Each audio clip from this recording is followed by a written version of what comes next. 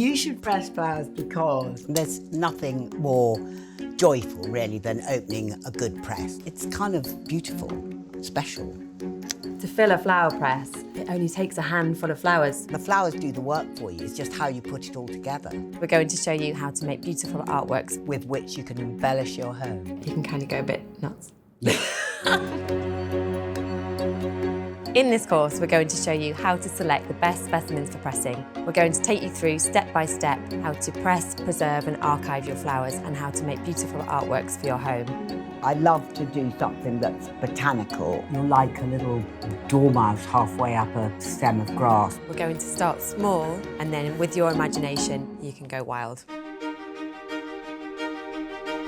This course is for everybody, really. You don't have to be brilliant at drawing. You have to have good taste. We're going to start with a single species artwork and then a large specimen with roots.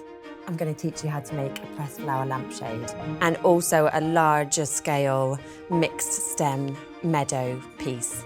Pressing flowers is a really rewarding pastime, and we want to share with you our passion for taking this traditional craft and making it feel contemporary.